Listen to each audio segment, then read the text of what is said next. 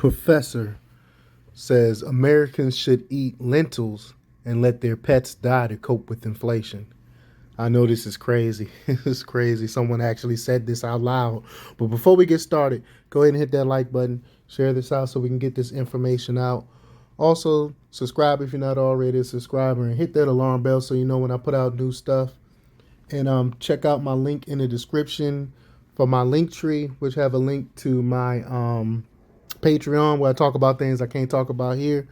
Also, check out my merch store where I have Let's Go Brandon t-shirts, I Will Not Comply t-shirts, all types of t-shirts, and it's all made here in-house, and every purchase that you make, it goes to fund what we're doing here. All right, let's talk about this news. An economic professor has a solution for the little people dealing with the country's inflation woes. Use mass transportation, eat more veggies instead of meat, and cut back on unnecessary care for your pets. Yeah, you can't make this stuff up. But in a Bloomberg.com op-ed, the new school's Teresa Gilladucci, I know I killed her name, but she says that these tips are a good idea for someone making less than $280,000 per year, which is the majority of the people in this country. Quote, to deal with the gas prices is worth reconsidering public transportation if it's an option where you live. Gilladucci,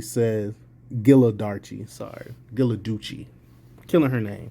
But after all, mass transportation fares are up only 8% compared to 38% for gasoline. And don't think about getting a new car. Prices for brand new vehicles are up 12%, while those for used cars have skyrocketed to 40%. I mean, they used car dealers are gouging people. And when it comes to food, the professor says, quote, don't be afraid to explore. And you don't really want to know what that means. But this means going for tasty substitutes such as veggies, lentils, and or beans, as meat prices have shot up 14%. Quote, plans to cut out the middle creature and consume plants directly. It's a more efficient, healthier, and cheaper way to get calories, she says. I mean, you can't make this stuff up. But from the story, she says, and to stay away from buying in bulk, you usually don't save any money by buying more. Sure, there may be great deals, but most consumers wind up falling for the tricks that entice them to spend more.